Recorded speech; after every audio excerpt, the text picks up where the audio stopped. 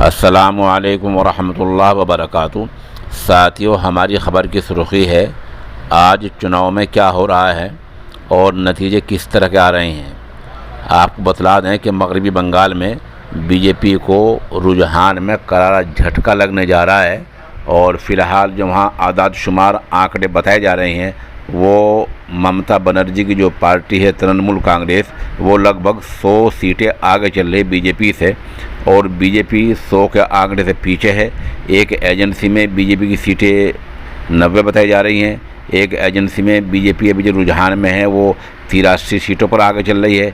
कुल मिलाकर मगरबी बंगाल में बीजेपी ममता बनर्जी से तकरीबन 100 सीटें पीछे चल रही है। ये खातून के सामने मुल्क के वज़ीर-ए-आज़म और मुल्क के वज़ीर दाखिला दोनों को करारा झटका लगने जा रहा है, ऐसा अभी रुझान में सामने आ रहा है। हो सकता है कुछ बदलाव आ जाए।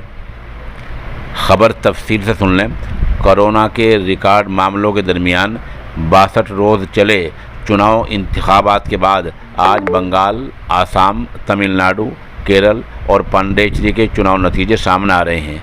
3 सूबों बंगाल, केरल और आसाम में कोई बदलाव नहीं दिख रहा है। यानी बंगाल में तृणमूल का मतलब है ममता बनर्जी की हुकूमत आ रही है और ममता बनर्जी वहाँ जो है तकरीबन 100 सीटों से आगे चल रही है। इस तरह केरल में LDF मतलब ये है कि केरल में भी बीजेपी के ख़िलाफ़ ही सरकार बन रही है और आसाम में भाजपा ही सरकार बनाती दिख रही है। रुझान में ये आ रहा है कि आसाम में बीजेपी सरकार बना लेगी।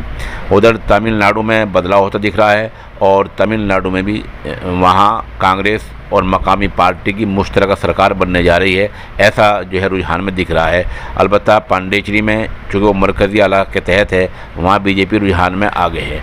कुल मिलाकर जहाँ ज़्यादा ज़ोर था यानी मगरबी बंगाल में, वहाँ बीजेपी को करारा झटका लगने जा रहा है। वहाँ मुल्क के वज़ीर-ए-आज़म ने भी गैर जमहूरी अल्फाज का इस्तेमाल किया चुनाव के इंतखाब में और एक खातून के लिए वो अल्फाज इस्तेमाल किए जो नहीं करने चाहिए थे। मिसाल के तौर पर उन्होंने नगरी में कहा कि अच्छा हुआ आप बच गई, एक्सीडेंट से आप ठीक हो गई और आपकी सिक्योरिटी, आपकी जो सिक्योरिटी है वो यहीं फंसेगी और यहीं गिरेगी और सियासी एतबार से आपको नुकसान होगा। ऐसे अल्फाज मुल्क के वज़ीर-ए-आज़म ने बोले थे। इस तरह मुल्क के वज़ीर दाखिला अमित शाह ने कहा था कि मगरबी बंगाल में अगर ममता बनर्जी की सरकार आई तो सिक्योरिटी को ख़तरा लायक हो जाएगा, देश की सिक्योरिटी को ख़तरा लायक हो जाएगा। ऐसे गैर जमहूरी अल्फाज इन लोगों ने बोले थे। लेकिन आज वहाँ के लोगों ने जो अभी तक रुझान सामने आए हैं, ममता बनर्जी का फैक्टर चल पड़ा है और ममता बनर्जी की हवा दिख रही है।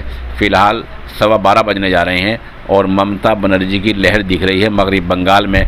ऐसा रुझान सामने आ रहा है। मुमकिन है कुछ बदलाव हो जाए, लेकिन बज़ाहिर आसार लग नहीं रहे हैं।